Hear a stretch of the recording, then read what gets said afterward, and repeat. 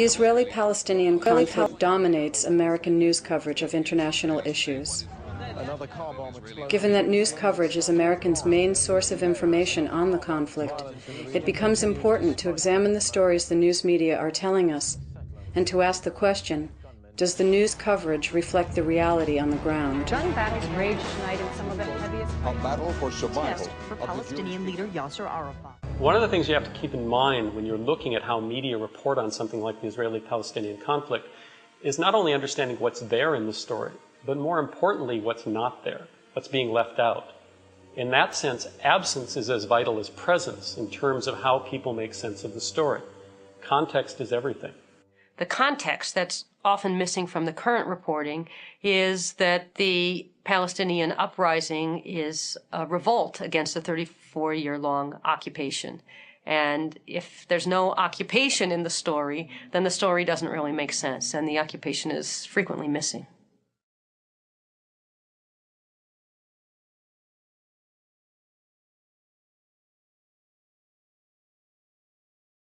A typical TV news report, for example, on ABC News, will show dramatic pictures of these confrontations where Palestinians are confronting Israeli troops and the Israeli troops are responding. But Friday saw more clashes in Hebron between stone-throwing Palestinian youths and Israeli soldiers armed with For most tear gas. Americans who don't understand the history of the conflict, this is an example of riots that are going on where the authorities are taking measures to crack down.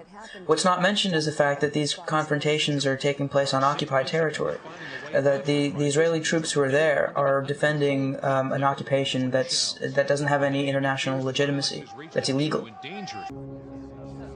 The lack of context is so dramatic that only 4% of the network news reports on the occupied West Bank and Gaza Strip mention that the West Bank and Gaza Strip are occupied. The Israeli military sends its troops into the occupied territories to defend what is considered an illegal occupation. And when the population there resists, Israel is presented as being under attack. Israel was responding to an attack today. Israel has beefed up forces following a Palestinian mortar attack. They don't present it as saying Israel is the aggressor, Israel is killing people on their own land, in their own homes as an occupier. But no, Israel is defending itself. To Sharon, the West Bank invasion is simple self-defense. The Israeli Prime Minister reiterated Israel's right to self-defense. When Israel in the occupied territories now claim that they have to defend themselves, they are defending themselves in the sense that any military occupier has to defend itself against the population they're crushing. Prime Minister Ariel Sharon justified the siege as self-defense. You can't defend yourselves when you're militarily occupying somebody else's land. That's not defense. Call it what you like, it's not defense. Israel is really fighting a war on two fronts. The first is a military campaign being waged in the occupied territories against the Palestinian people. And the second is a PR campaign being waged here in the U.S. through the American media to ensure continued support for Israel's occupation. Alon Pincus, Consul General for Israel in New York and the coordinator of Israel's PR efforts, was recently quoted as saying, "We are currently in a conflict with the Palestinians, and engaging in a successful PR campaign is part of winning the conflict." So you could say that in addition to the military occupation of the West Bank and Gaza, Israel is also involved in an attempt to ideologically occupy the American media. Public relations works not only by controlling the content of media reports, but also by making sure that some voices are never heard. The marginalization of the Israeli peace movement in the American media is an example of how this works. It's been the point of view of the Israeli peace movement for years that the fundamental cause of the conflict is the Israeli occupation of Palestinian land and the settlement policies.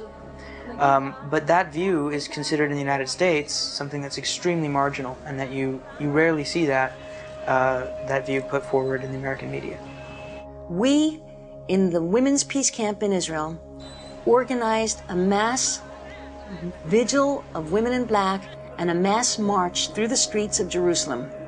2,000 women strong, both Israelis and Palestinians. Can you picture that dramatic moment?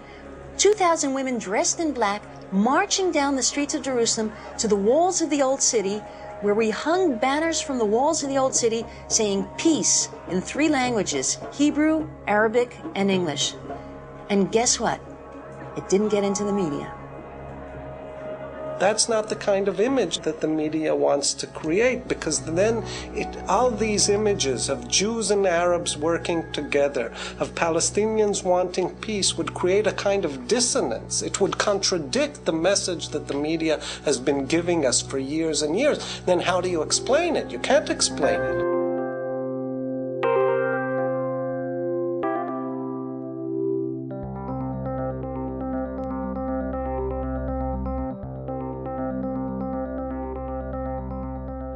Why was your paper printed in London rather than the U.S.? It was originally commissioned by the Atlantic Monthly, and after we had published it or written it for them and sent it to them and done a number of revisions in consultation with them, they chose not to publish it. Didn't give us a particularly detailed explanation for why. We looked around a little bit for other possible venues in the United States and ultimately concluded we couldn't publish it here in the United States. It then sort of lay on our shelves for about 6 months when we were then contacted by the London Review of Books, and they were interested in publishing it. So we worked with them, and they brought it out a few months later. That's interesting.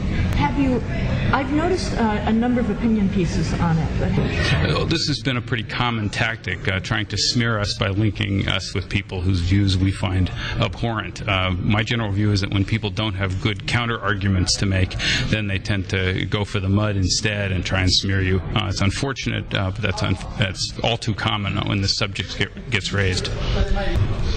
Well, we fully anticipated that when we wrote the piece that we would be hammered really hard by forces in the lobby, and that they would call us all sorts of terrible names, especially anti-Semitic.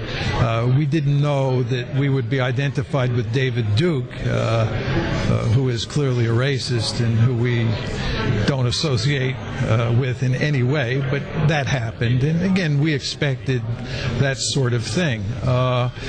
We've continued to talk out on it because it is a very important issue. I like to say that if you look at American foreign policy today, the Middle East is the centerpiece of our foreign policy. And if you look at the Middle East, inside the Middle East, Israel is the centerpiece of our foreign policy. So not understanding U.S.-Israeli relations makes it almost impossible to understand overall American foreign policy.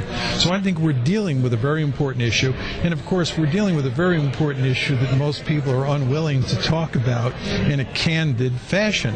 It's like you broke a taboo with your study. I think there's no question that we broke a taboo. The fact that 2 mainstream academics, one from the University of Chicago and the other from Harvard, were willing to talk about the Israel lobby in very candid terms was something that was almost unthinkable in the United States. I think many people were just shocked that we would do this. So there's no question that we broke a taboo. What the consequences of it all will be is very difficult to say. The lobby is very powerful, and we're just 2 individuals, and it's not clear that over the long term that we'll have that much effect. Although there is a lot of evidence that we've opened up a space for discussing this issue, and that was our principal goal, just to get the issue out in the open and to get people talking. And I think we've gone some way towards accomplishing that. But how much, we'll have to wait a few years to determine.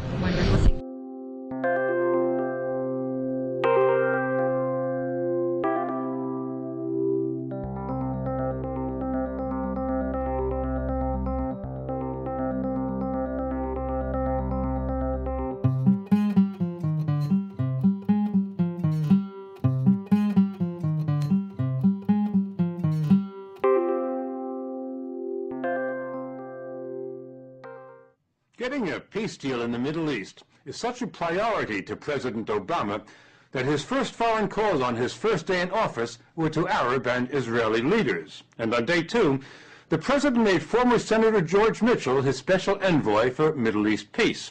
Mr. Obama wants to shore up the ceasefire in Gaza, but a lasting peace really depends on the West Bank, where Palestinians had hoped to create their state. The problem is, even before Israel invaded Gaza, a growing number of Israelis and Palestinians had concluded that peace between them was no longer possible, that history had passed it by. For peace to have a chance, Israel would have to withdraw from the West Bank, which would then become the Palestinian state. It's known as the two-state solution. But while negotiations have been going on for 15 years, hundreds of thousands of Jewish settlers have moved in to occupy the West Bank. Palestinians say they can't have a state with Israeli settlers all over it, which the settlers say is precisely the idea. Palestinians had hoped to establish their state here on the West Bank, an area the size of Delaware. But Israelis have sliced it up with scores of settlements and hundreds of miles of new highways that only settlers can use. Palestinians have to drive or ride on the older roads. When they want to travel from one town to another, they have to submit to humiliating delays at checkpoints and roadblocks. There are more than 600 of them on the West Bank. Why do the Israelis have so many checkpoints? I think the main goal is to fragment the West Bank.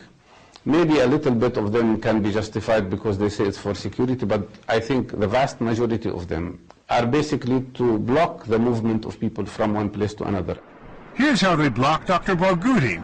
He was born in Jerusalem, grew up in Jerusalem, and worked in a hospital there for 14 years. 4 years ago, he moved to a town just 10 miles away.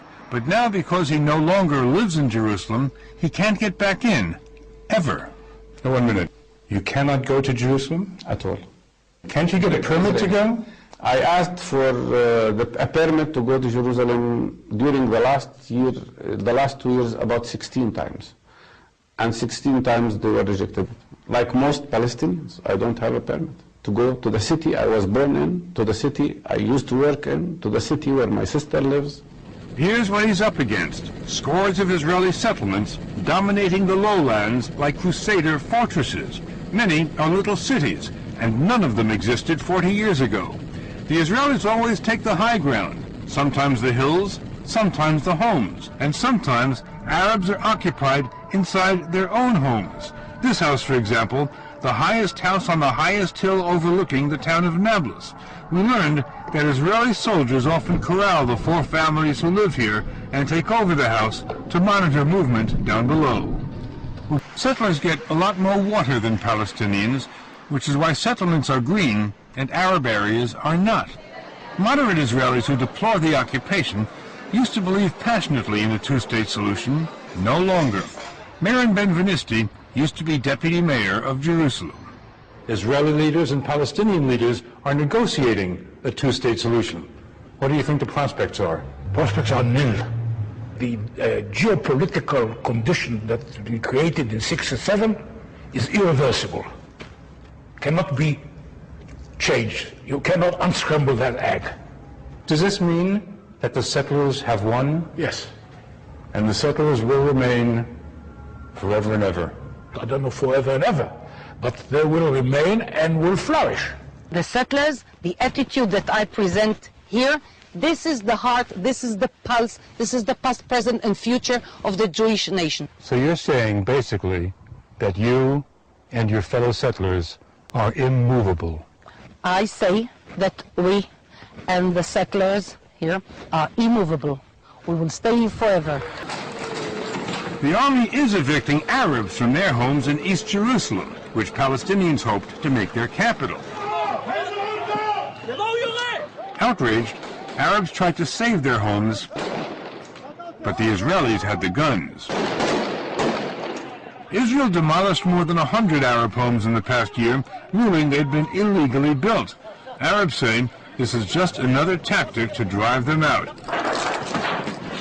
But officials say they also knocked down unauthorized Jewish buildings on the West Bank.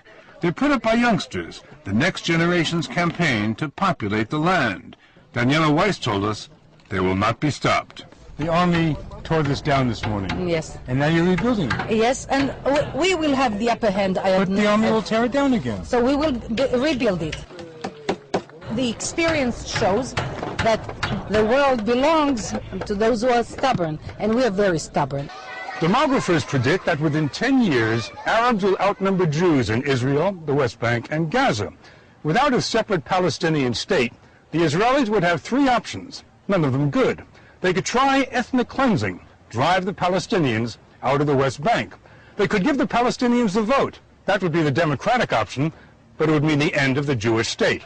Or they can inflict apartheid, have the minority Israelis rule the majority Palestinians. But apartheid regimes don't have a very long life.